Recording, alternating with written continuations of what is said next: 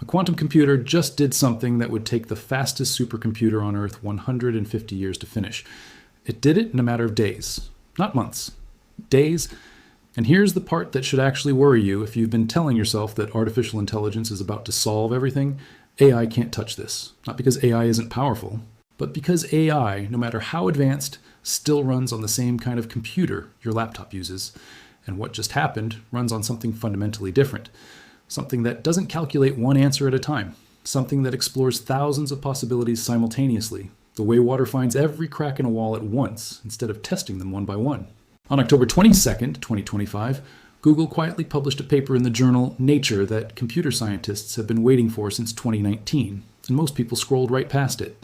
By the end of this video, you'll understand exactly why that paper matters, why some of the smartest skeptics in computing are still cautious about it, and why the next few years could reshape industries worth trillions of dollars, from medicine to the very encryption that protects your bank account right now. Let's start with what actually happened, because the headlines got loud, but the real story is more precise than most coverage let on. Google's quantum team ran an algorithm called quantum echoes on a chip called Willow. Willow isn't new, exactly. Google first showed it off in December 2024, when it proved something scientists had chased for almost 30 years. That adding more qubits to a quantum chip could actually reduce errors instead of multiplying them. That's called operating below threshold. And it sounds technical because it is, but here's the simple version. Every additional part you add to a normal machine is one more thing that can break. Quantum chips had always worked the opposite way. More qubits meant more noise, more mistakes, more garbage results. Below threshold meant Google had finally built a chip where growth made things more stable, not less. That was the foundation. Quantum echoes, announced almost a year later, was the first time that Foundation actually produced something classical computers couldn't keep up with, in a way that could be checked and confirmed. Not just claimed, confirmed. Here's the analogy that makes this click. Imagine you're trying to find your way through an enormous maze with 1,000 branching paths. A classical computer, the kind inside every AI model, every phone, every server farm on the planet, has to try one path, hit a dead end, back up, and try the next path. It's fast, but it's sequential. One path at a time. A quantum computer, because of a property called superposition, is more like sending 1,000 versions of yourself down every path simultaneously, then collapsing all those possibilities down to the one answer that actually works. That's not a metaphor for marketing purposes. That's genuinely closer to what's happening at the level of physics. A quantum bit, a qubit, doesn't have to be a strict 0 or a strict 1 the way a normal bit does. It can exist as a blend of both at the same time, the way a spinning coin is neither purely heads nor purely tails until it lands. Chain enough of those spinning coins together, and you get a system that can represent an almost unimaginable number of states at once. So what did quantum echoes actually do with that advantage? It measured something scientists call an out-of-time order correlator, which is a way of tracking how information spreads and scrambles inside a quantum system, similar in spirit to how ripples spread and interact in a pond. Google says the calculation ran 13,000 times faster on Willow than the best classical estimate on one of the most powerful supercomputers in the world, a machine called Frontier. By one estimate, running the full set of calculations would have taken Frontier roughly 150 years. Willow did it in days, and unlike Google's famous 2019 claim, this result wasn't just fast, it was verifiable. Another quantum computer could, in principle, run the same calculation and check the answer. That distinction matters more than almost anything else in this story, and here's why. Back in 2019, Google claimed something similar. They called it quantum supremacy. It made headlines everywhere. And then, over the following months, researchers using clever classical algorithms managed to close most of that gap on ordinary computers. The advantage quietly shrank. This is the pattern that has haunted quantum computing for over a decade. A bold claim, a wave of excitement, and then a quiet classical rebuttal that brings everyone back down to earth.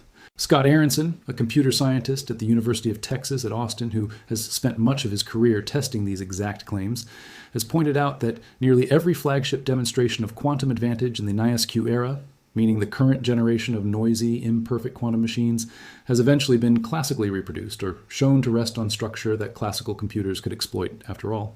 So naturally, when Google announced quantum echoes, the first question from serious physicists wasn't how amazing, it was, can someone fake this on a normal computer? And that question is still not fully closed. But here's what's different this time, and why some of Aronson's own colleagues are taking it more seriously than usual. R.M. Harrow, a quantum physicist at MIT who was not involved in Google's research, reviewed the claim and said it's pretty convincing that simulating this classically would require either a huge, almost impractical amount of computing effort, or algorithmic breakthroughs that nobody has invented yet. That's a notably careful, hedge-filled statement from a man whose entire career is built on being skeptical of exactly these kinds of claims. He's not saying it's impossible to replicate classically. He's saying that if it can be done, we don't currently know how, and it would likely require ideas that don't exist. That's the honest state of the science right now. Experts differ on how permanent this advantage will turn out to be, but for the first time, the burden of proof has shifted. It's no longer quantum researchers trying to convince the world their result is real. It's classical computer scientists trying to figure out if there's a workaround at all. And that brings us to the part almost nobody is talking about outside of specialist circles, the actual real-world use case hiding inside this experiment. Quantum echoes wasn't just a physics party trick. Oshaka Joy, an assistant professor at UC Berkeley who worked on applying the technique, pointed out that this method could eventually enhance something called nuclear magnetic resonance spectroscopy, a molecular imaging technique used constantly across chemistry, biology, and material science, similar in purpose to an MRI, but for individual molecules instead of a human body. In early tests, using up to 15 qubits, the algorithm produced accurate models of molecular structure. 15 qubits sounds tiny compared to Willow's full chip, but the implication is enormous because molecular structure is the bottleneck behind entire industries. Drug discovery depends on understanding exactly how molecules fold and interact. Battery technology depends on understanding how materials behave at the atomic level. New catalysts, better polymers, more efficient semiconductors, all of it traces back to the same underlying problem. Classical computers struggle to model these systems because the number of possible quantum states explodes exponentially the more atoms you add.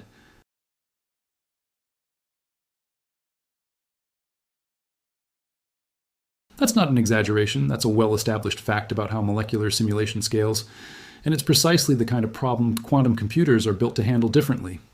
Now, before this starts sounding like a miracle cure for every industry on the planet, let's pump the brakes for a second, because the honest picture in 2026 is more measured than the hype suggests. Fault tolerance, the ability for a quantum computer to correct its own errors reliably across long, complex calculations, has not been fully achieved by anyone yet. IBM's own public roadmap targets a fault-tolerant prototype by 2029, not tomorrow, not next year, 2029. IBM has also said it expects to demonstrate its own verified quantum advantage by the end of this year, 2026, putting it on a similar timeline to what Google has already shown. Full production-scale quantum systems capable of tackling the biggest industrial problems, or capable of breaking the encryption protecting the internet, remain years away by every credible estimate. Error correction alone doesn't solve everything either. It doesn't automatically solve algorithm design. It doesn't solve the input and output bottlenecks of getting classical data into a quantum system and back out again. It doesn't solve the challenge of mapping a real industrial problem, say a specific drug molecule or a specific battery chemistry, onto a quantum circuit efficiently. Those are separate, extremely hard problems that fault tolerance alone won't fix. So where does that leave us? It leaves us in a genuinely interesting middle zone, and this is where the competition between companies gets fascinating. Google didn't stop at Willow. In March of 2026, Google added an entirely second type of quantum hardware to its lineup, called neutral atom technology, alongside its existing superconducting qubit chips. The company frames this as a deliberate trade-off. Superconducting chips like Willow are strong at running deep, complex circuits. Neutral atom systems are strong at scaling up to large numbers of qubits. Google's long-term roadmap has 6 major milestones total. It already passed the first, beyond classical computation, back in 2019. It passed the second, a working logical qubit prototype, in 2023. The remaining milestones involve building a long-lived logical qubit, a reliable logical gate, meaningful scaling, and eventually a large, fully error-corrected machine controlling something on the order of 1 million qubits. That's the actual finish line. Everyone in this industry is racing toward, and by every public roadmap, it's still years away. Google isn't running this race alone, and that's actually good news for how fast real progress happens, because competition tends to catch fabricated hype fast. IonQ, using a different approach based on trapped ions rather than superconducting circuits, has also demonstrated advances that trade some raw speed for greater stability. Quantinuum and Quera have shown qubit fidelity, meaning the accuracy and reliability of individual qubits, crossing thresholds that were considered milestones for fault tolerance not long ago. Multiple independent teams using genuinely different hardware philosophies are converging on similar breakthroughs around the same period. That convergence is actually more convincing evidence of real progress than any single company's announcement, because it's much harder for 4 separate approaches built on 4 separate physical principles to all be faking the same result. But here's the cliffhanger buried inside all this progress, the part that turns this from an exciting science story into something with real stakes for you personally. If quantum computers really can do things classical computers cannot, That cuts both ways. The same computational power that could design better batteries or discover new medicines could, in theory, eventually break the encryption schemes protecting your emails, your banking, your entire digital life. In March of 2026, researchers from Google and a startup called Oratomic published papers suggesting that quantum computers capable of breaking widely used encryption protocols might arrive sooner than experts had previously assumed. Bas Westerban, a cybersecurity researcher at Cloudflare, a company that secures a significant portion of internet traffic, called the finding a real shock. Now, it's important to be precise here, because this is exactly the kind of claim that gets exaggerated into fear-mongering online. Experts genuinely differ on this. Some researchers believe the timeline for cryptographically relevant quantum computers, meaning machines actually powerful enough to break real-world encryption, is still comfortably beyond this decade. Others believe the recent progress means it could arrive sooner than previously modeled. What almost everyone agrees on is that this uncertainty itself is the reason governments and companies are already rolling out new quantum-resistant encryption standards right now. Not because the threat is imminent tomorrow, but because encryption you deploy today needs to survive for years or decades, and waiting until quantum computers actually arrive would be too late. So let's step back and ask the question this video opened with: why can't AI simply copy this?